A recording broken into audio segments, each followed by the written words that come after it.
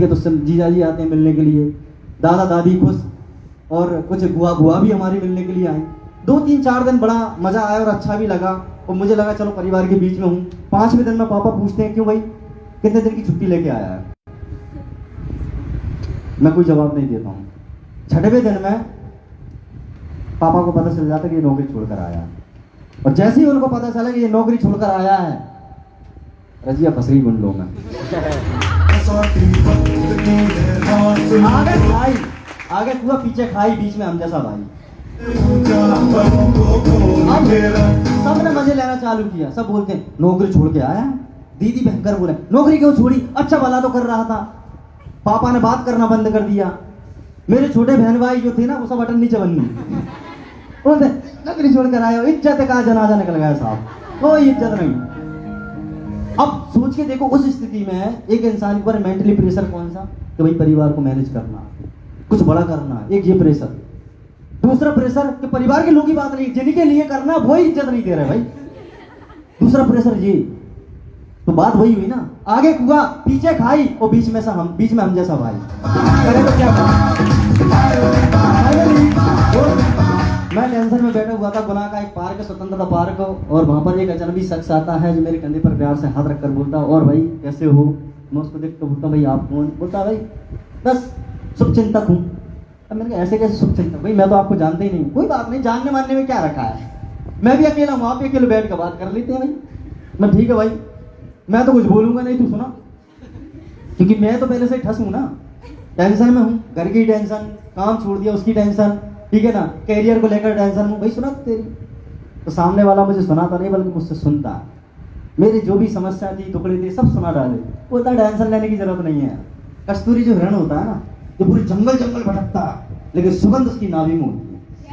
तुझे राजस्थान भटकने की जरूरत नहीं है, तुझे यूपी जाने की जरूरत नहीं है, तुझे भोपाल जाने की जरूरत नहीं है, तुझे दिल्ली जाने की जरूरत नहीं है। अरे गुनाह के अंदर एक शानदार जबरदस्त काम है जिसमें तू लाखों रुपए पर मंथ की इनकम क्रिएट कर सकता और अपने सपने पूरा कर सकता। मैंने कहा ऐसा क्या है, हो जाता हूँ। मैंने कहा क्या है भाई बता, बताऊंगा, कल आना पड़ेगा। मैंने कहा ठीक है, कितने टाइम आना, 11 बजे राइट टाइम पर आ जाना।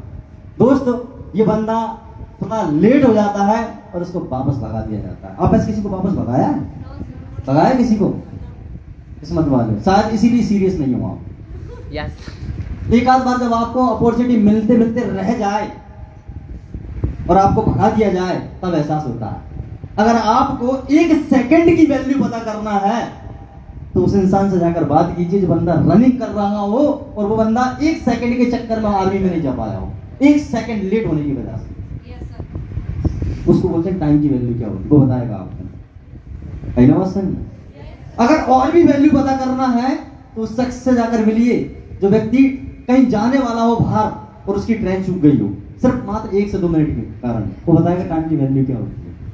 तो दोस्त टाइम की वैल्यू मुझे बताई गई। अगले दिन फिर मैं नेक्स्ट फिक्स टाइम पर आता हूँ, एक शानदार जबरदस्त कॉन्सेप्ट से मैं रूबरू होता हूँ दोस्त, और उस कॉन्सेप्ट को दिखाने वाले समझाने वाले कोई और नहीं, हम सबके गुरु the king of MP mister Ravindra Raghuvansh sir थे। दोस्त एक बार जोरदार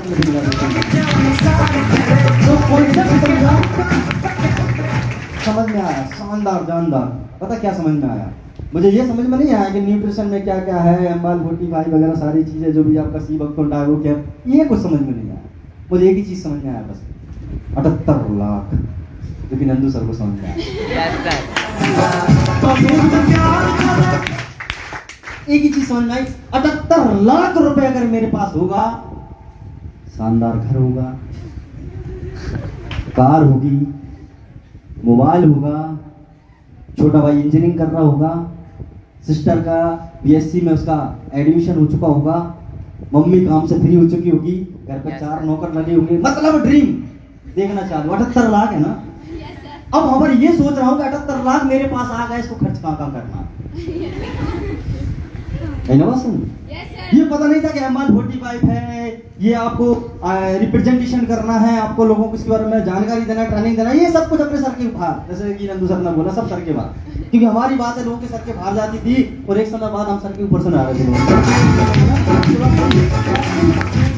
क्या आज सबसे मेन इंपोर्टेंट ये नहीं है दोस्त कि आप यहाँ सारी चीजें समझो, मैन सिर्फ ये है आपके लिए कि आपकी काम की चीज क्या है। भाई मेरी काम की चीज थी कि मुझे इतना पैसा चाहिए जिससे मैं अपनी परिवार की आर्थिक स्थिति को सुधार सकूं। अब कॉन्सेप्ट देखा, समझ आया, इसके बाद घर पहुंचता हूं, अब अंदर से आग लग रही है, मजा आ जाएगा। 78 लाख मेरे पास आएगा, कार होगी, घर होगा, हम जमीन खरीदेंगे, हमारे पास में भैंसें होंगी, 4 मजदूर लगे होंगे, मेरा भाई का इंजीनियरिंग चल रहा होगा, मेरी सिस्टर का बीएससी चल रहा होगा, और घर पे बहुत मजे आ रहे होंगे। हर साल में 2 बार शानदार प्रोग्राम होगा, सुंदरकांड होगा, क्योंकि दादाजी को बड़ा पसंद है भजन कीर्तन, तो हमारे वो कार्यक्रम हो रहे होंगे, हम गरीबों की सेवा कर रहे होंगे, हम अनाथ आश्रम में जाकर साल लोगों को दे रहे होंगे, हम उनको खाना खिला रहे होंगे। इस प्रकार के सपने देखना चालू कर दिए दोस्त। लेकिन जैसे ही घर पहुंचता हूं, पापा मेरे से बात नहीं की, लेकिन मैंने बात की। पापा मुझसे बोला, पापा अब तो मजा आएगा, शानदार जबरदस्त काम मिल चुका है, ज्यादा कुछ नहीं करना है, बस 10,500 रुपए लगाना है, 2 लोगों को बताना है और साल का 78 लाख रुपए कमाना है। पापा बोलते हैं, दिमाग खराब तो नहीं होगा तेरा, पागल हो गया है तू, सोबत तो गलत नहीं कर रहा है, धतूरा खा के आया है क्या? मुंह खोल, मुंह आकर, बदबू तो नहीं आ रही, शायद गलत लोगों के बीच में बैठ गया हूं। 78 लाख की बात कर रहा है, 78,000 रुपए इकट्ठा करना मुश्किल की बात है, तू 78 लाख की बात करता है, दिमाग चलेगा तेरे? चल खेती कर वापस, मेरा साथ है। जो बंजर जमीन है ना, इसमें अभी झाड़ बहुत ज्यादा लगे हुए हैं, चल इसको कटवा, इसको साफ करवा, इस जमीन को फसल के लायक बनाना है।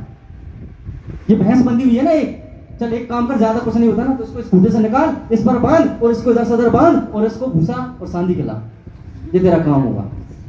2 दिन 3 दिन तक भाई साहब मैं ट्रेनिंग पर ही नहीं गया। ट्रेनिंग पर जाएंगे क्या?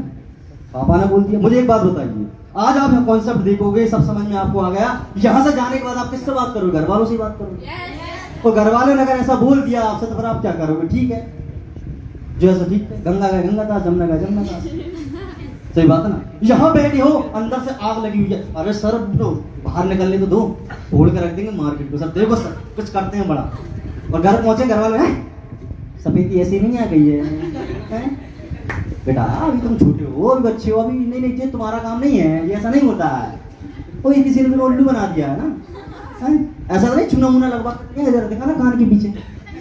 तो इस प्रकार की बातें घर में होती है। मेरे साथ भी सेम यही कहानी हुई, पापा ने मना कर दिया, 3 दिन तक तो मैं नहीं गया, क्योंकि रजिस्ट्रेशन कराने के बाद मैं सोच रहा था कि सब कुछ हो जाएगा, लेकिन ऐसा नहीं लगा। और ये बात क्लियर है दोस्त, आज इंडिया के अंदर 90% लोग बाग अगर सक्सेस नहीं है, उसका सबसे बड़ा कारण उनकी फैमिली होती है दोस्तों।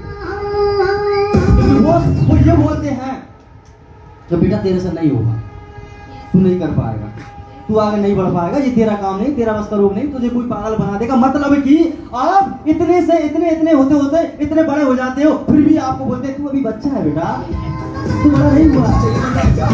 तो आपको बच्चा ही समझते हैं, तो आपको बच्चे ही समझते हैं। आप शायद अपने आप को समझते हो कि आप कर सकते हो कुछ, लेकिन घर वाले आपको बच्चे ही समझते हैं, आपको करने नहीं देते हैं। क्लियर बात है।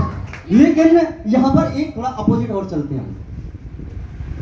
एक अच्छा बिजनेस करने के लिए, कैरियर बनाने के लिए आप अपने माँ बाप से डिसीजन लेते हैं, माँ बाप से पूछते हैं, और उनको इस बात की जानकारी नहीं होती है, और वो आपको मना कर देते हैं, आप मान जाते हैं, सही बात है ना। और वहां पर वो माँ बाप गलत नहीं है, वो इसलिए गलत है कि उनको पता ही नहीं कि हमारी क्या है, उनको पता ही नहीं डायरेक्ट सेलिंग होता क्या है। अरे उनको तो ये पता है कि दुकान खोलो, साबुन की भट्टी बेचो,